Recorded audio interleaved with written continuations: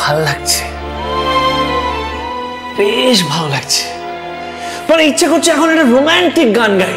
মানে আমার কাছে যদি একটা গিটার থাকতো না, আপনাদের সবাইকে আমি একটা গান গিয়ে শোনাতাম।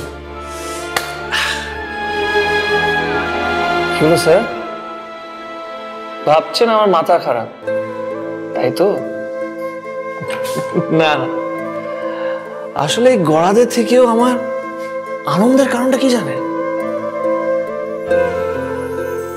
কারণ এই প্রথমবার একটা মেয়ের চোখে নিজের জন্য ভালোবাসা আর সম্মান দুটো একসাথে দেখতে পেয়েছি।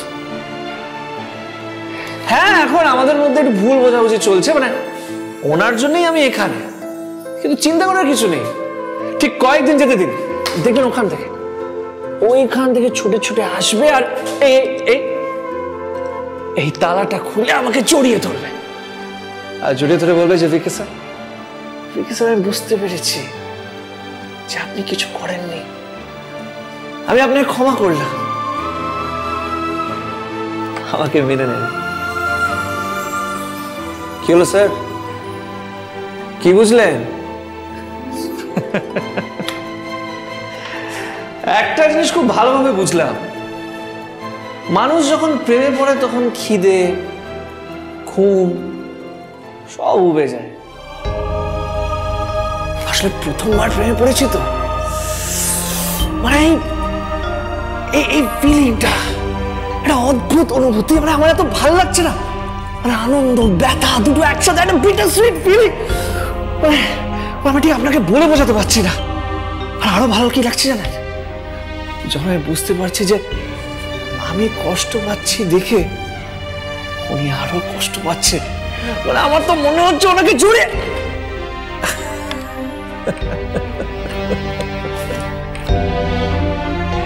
স্যার, আমার কোনো সমস্যা হচ্ছে না, আমি ভালোই আছি। শুধু এখন যদি একটা গিটার পেতাম। পাওয়া যাবে স্যার? রাজদীপদা, এত কি জরুরি কথা বলুন তো। দেখুন, বিক্রম চ্যাটার্জি আজকে নিজে থেকে থানায় আমায় ডেকে পাঠালেন আর বললেন যে আপনার নাকি বিপদ। আপনার বিপদ, আর এটাও বললেন যে এই পুরো কিডন্যাপিং এর বিষয়ে উনি কোনোভাবে ইনভলভ নন। আর টু বি ভেরি অনেস্ট, আমার মনে হয়েছে যে উনি সত্যি কথা বলছেন, উনি কোনো রকম মিথ্যে বলছেন না। আর আজকে ওনার কথা শুনে আমার মনে হলো যে যতটা মানুষটাকে আমি খারাপ ভাবি অতটা খারাপ উনি নন। তবে কি বলুন তো, আমি এখনো পুরোপুরি ওনাকে বিশ্বাস করে উঠতে পারিনি। কোনটা ওনার চাল, কোনটা উনি সত্যি কথা বলছেন আমি জানি না।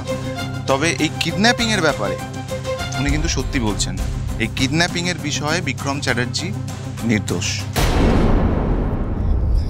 জানেন তো রাজদীপদা, ঠাম্মির কথা শুনে আর পুলিশের সাথে কথা বলেও না আমার মনে হলো কিছু তো একটা গন্ডগোল নিশ্চয়ই আছে। আমি আর ভিকি স্যার যখন বিদেশে ছিলাম তখন কিডন্যাপারদের না বাড়ির আশপাশ থেকে ফোন করা হয়েছিল। একদমই তাই, মানে লোকেশন অনুযায়ী তো তাই বলছে পুলিশ।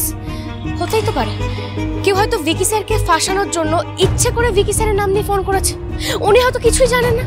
হতে পারে। তাহলে তো আসল অপরাধী ছাড়া পেয়ে যাবে। মানে পুলিশ কি স্টেপ নিচ্ছে? কাউকে সাসপেক্ট করছে পুলিশ? কি করে করবে বলুন তো? আমি তো প্রথমে ভিকি স্যারকে দোষী বানিয়ে দিয়েছি, তবে ওনারা তদন্ত করছেন। কিন্তু রাজদীপ, আমার মনে হয় না এই তদন্ত করে খুব একটা কিছু লাভ হবে বলে। আচ্ছা, আপনি কি কাউকে সন্দেহ করছেন, সাসপেক্ট করছেন কাউকে আপনি?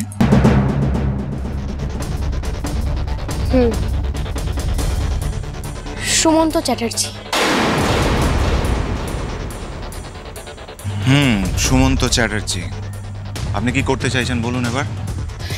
রাস্তিকটা, পুলিশ যদি মেজকাকে না ধরতে পারে তাহলে ওনার বিরুদ্ধে কিছু করাটা ভীষণ কঠিন। আমার মাথায় না একটা আইডিয়া আছে, আমাদেরকে মেজকার উপরে নজর রাখতে হবে। দেখুন, সত্যি সত্যি যদি মেজকা দোষী হয়ে থাকে তাহলে উনি স্কুলে হোক, স্কুলের বাইরে হোক, বা কোথাও না কোথাও সেই দোষটা তো আবার করবে। আর ঠিক সেই মুহূর্তেই আমাদেরকে মেজকাকে ধরতে হবে। আমি জানি আমি অন্যায় আবদার করছি, কিন্তু তারপরেও বলছি, ওনার উপরে কি কোনো রকম ভাবে মানে নজর রাখা সম্ভব? আপনি চিন্তা করবেন না, সুমন্ত চ্যাটার্জির ওপর আমি নজর রাখবো, আপনি বরঞ্চ দেখুন ওই বিক্রম চ্যাটার্জি কি করছে না করছে, কেমন? গোটা দুনিয়ার সামনে আমি ফিউচার ড্রিম স্কুলের এই বাড়ির কয়েকটা মানুষের বিশেষ করে বিক্রম চ্যাটার্জির মুখোশ আমি টেনে খুলে ফেলতে চাই। বিক্রম চ্যাটার্জি আমাকে হানিমুনে নিয়ে যাওয়ার নাম করে বিদেশে নিয়ে গিয়ে আমাকে কিডন্যাপ করিয়েছিলেন। ইন্দিরা, আপনি সব কি বলছেন? আমি কিডন্যাপ করিয়েছিলেন। কি হয়েছে আপনার? আপনি ঠিক আছেন তো? শাস্তিকদা, ভিকি স্যার যদি সত্যি কিছু না করে থাকেন তাহলে তো আমি অনেক বড় ভুল করেছি, আর সেই ভুলটা আমাকেই শোধরাতে হবে। ওনাকে জেল থেকে বার করতে হবে, আর আমাকে জানতেই হবে যে এই সব কিছুর পেছনে কে বা কারা আছে। আপনি একটা কাজ করুন, আপনি বাড়ির ভেতরটা নজরে রাখুন, আর বাড়ির বাইরেটা আমি দেখছি কে কি করছে না করছে। আর একটা বিষয়, আপনি প্লিজ এভাবে ভেঙে পড়বেন না, এটা আপনাকে মানায় না। কিন্তু চিন্তা করবেন না রাস্তিকদা, আমি ঠিক নিজেকে সামনে নেব। একটা কথা জিজ্ঞাসা করবো আপনাকে। বলুন। আপনি কি এখনো সোহানা ম্যাডামকে ভালোবাসেন? সত্যি করে বলবেন, ওনাকে ভুলতে পারেননি তো?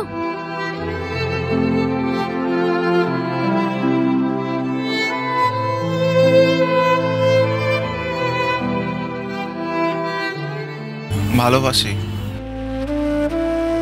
আমি তো আমার জীবনে একজনকেই ভালোবেসেছি, সোহানাকে। কিন্তু ও সেটা বুঝতে পারেনি। এটাই হয়তো আমার বা ওর দুর্ভাগ্য, জানি না। আমার কি মনে হয় বলুন তো রাজদীপ্ত, সোহানা ম্যাডামকে দোষ দিয়ে কোনো লাভ নেই। আর ওনাদের দুই ভাই বোনের সমস্ত ভুলই কিন্তু ওই অনন্যা চ্যাটার্জির জন্য। আপনি তো একটা কথা জানেন না রাজদীপ্ত, অনন্যা চ্যাটার্জি ওনাদের দুজনের আসল মা নয়, সৎ মা। কি বলছেন কি আপনি? সৎ মা? এটা তো কখনো আগে সোহানা আমাকে বলেনি। রাজদীপ্ত, এই কথাটা কিন্তু আমি আপনাকে খুব বিশ্বাস করে বলেছি। আমার মনে হয়েছে যে এই কথাটা আপনার জানা দরকার। ভিকি স্যার আর সোহানা ম্যাডাম এসবের কিছুই জানেন। আর আমার কি মনে হয় জানেন তো, এই সব কিছুর পেছনে কিন্তু ওই অনন্যা চ্যাটার্জির হাতও থাকতে পারে। মাই গুডনেস, তো বিরাট খেলা চলছে। তার মানে ওই অনন্যা চ্যাটার্জি যদি পুরো বিষয়টা করে থাকেন, তাহলে উনি জেনে শুনে নিজের সৎ ছেলেকে কিডন্যাপিংয়ের কেসে ফাঁসিয়েছেন এবং জেলে পাঠিয়েছেন। ভগবান, এরকম মা থাকলে ছেলের কি হবে কিছু বলার নেই আমার। জানি না রাজদীপ্তা, কিচ্ছু জানি না, যা হবে দেখা যাবে। আচ্ছা, আপনি যদি সত্যি জানতে পারেন যে বিক্রম চ্যাটার্জি এর পেছনে সত্যি নেই, তাহলে কি আপনি ওনাকে ক্ষমা করতে পারবেন সারা জীবনের মতো?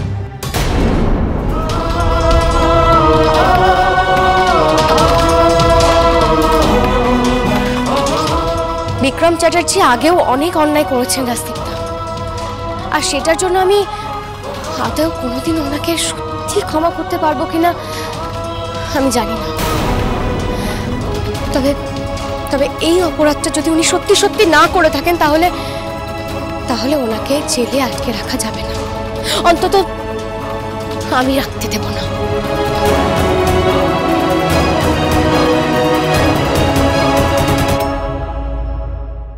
কোনো নির্দোষ মানুষকে আমি শাস্তি দিতে চাই না, আর আপনি যদি আমাকে কিডন্যাপ না করিয়ে থাকেন তাহলে আপনি শাস্তি পাবেন না। শাস্তি তো আমি নেবই, এই গড়াতেই থাকবো আমি, কারণ আমি দেখতে চাই আমি কষ্ট পেলে আপনি কষ্ট পান কিনা, আমার কষ্টে আপনি আমার কাছে ছুটে আসেন কিনা, আমি দেখতে চাই।